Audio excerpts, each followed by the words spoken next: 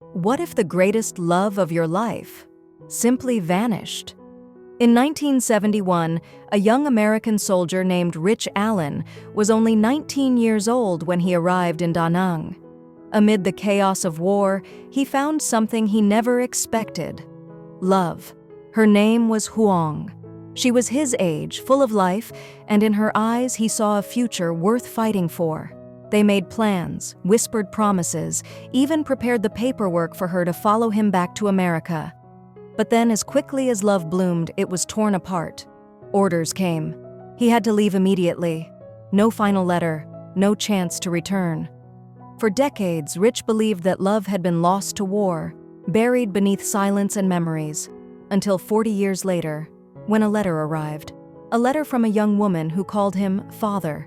This is not just a war story. This is a story about love, loss, and the miracle of family, a reunion that waited across 4 decades and an ocean. Love in the shadow of war.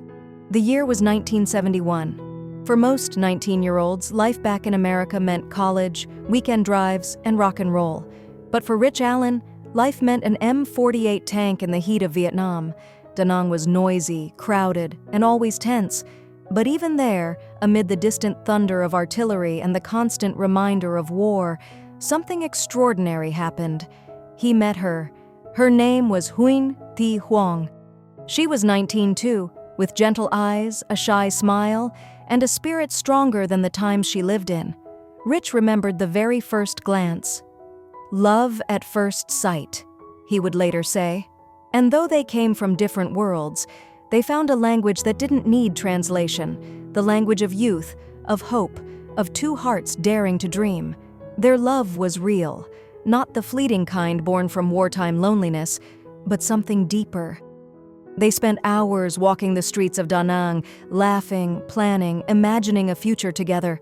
By the time Rich's service was ending, they were inseparable, and he was determined to bring her with him. Together, they prepared the paperwork. Huang would join him in America, where they would marry and build a life free from the shadows of war. But wars have a way of stealing futures. Just days before their departure, orders came. The fighting had escalated. His unit was to leave immediately. There was no negotiation, no delay.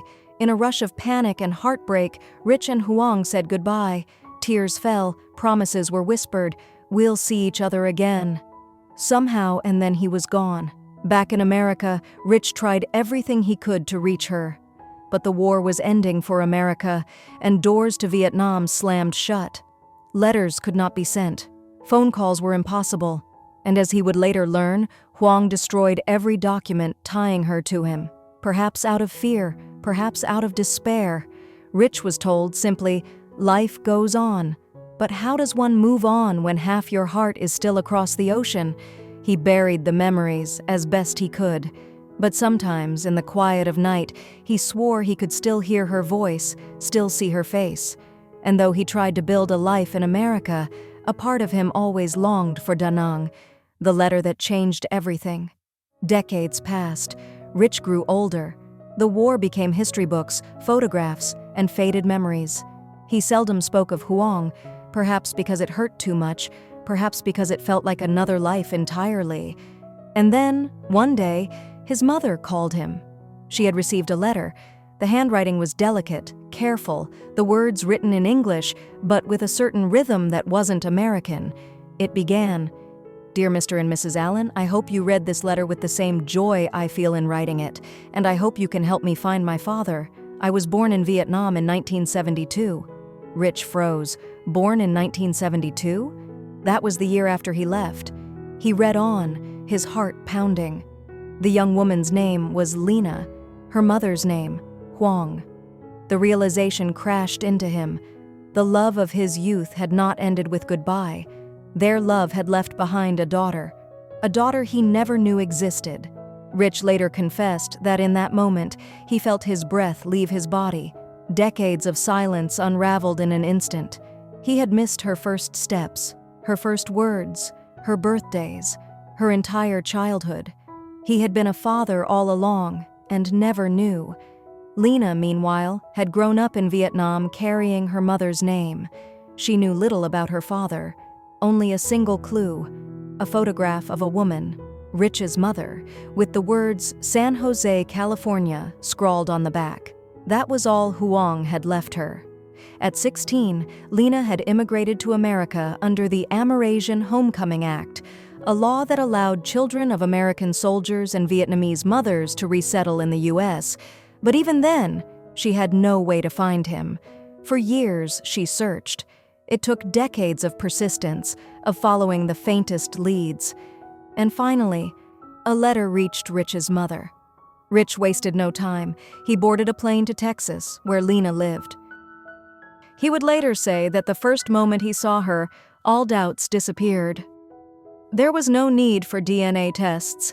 The moment our eyes met, I knew Lena had his features, his smile, but more than that, she had the weight of 40 years of longing in her heart. She had grown up without knowing him, but deep down she had always felt incomplete. Now, at last, the missing piece was there. Their reunion was emotional beyond words. Tears, laughter, an embrace that erased decades of distance. But alongside the joy was sorrow too, because Huang was not there to see it. Huang had passed away 20 years earlier from cancer. She never saw Rich again. She never stepped foot in America. She never witnessed the reunion she must have dreamed of. For Rich, it was bittersweet. The woman he loved was gone, but her love lived on, in their daughter. Returned to Da Nang. In February 2016, Rich and Lena traveled together to Vietnam. For Lena, it was a homecoming, a chance to reconnect with her mother's land and introduce her father to the country he had once known. For Rich, it was something even more profound. Stepping off the plane, he felt as though time folded in on itself. The air, heavy with salt and humidity, smelled the same. The streets of Da Nang, though busier and brighter now, still carried whispers of the past. "I saw myself at 19 again," he said. For a moment, it felt like coming home. Walking with Lena, he revisited old streets, stood by the shoreline where he once strolled with Huang, and let memories wash over him. Each corner carried a ghost. Each breeze seemed to carry her laughter, but this time, he was not alone. His daughter was by his side. For Lena, the trip was equally moving.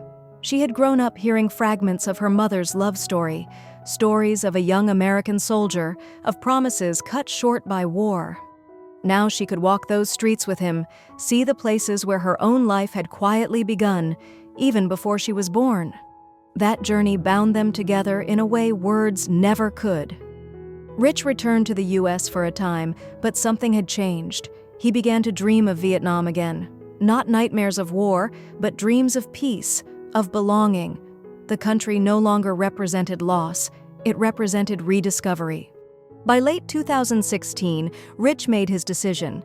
He would stay. He built a new life in Vietnam, a life shaped by both memory and hope. And though Lena remained in Texas, their bond remained unshakable. When Rich Allen reflects on his life, he no longer sees only war and loss.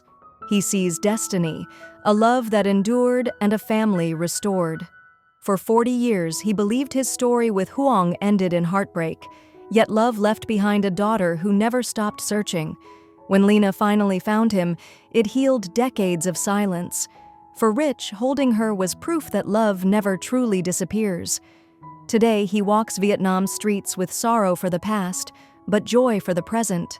Fate, he says quietly, every step led me here, to her.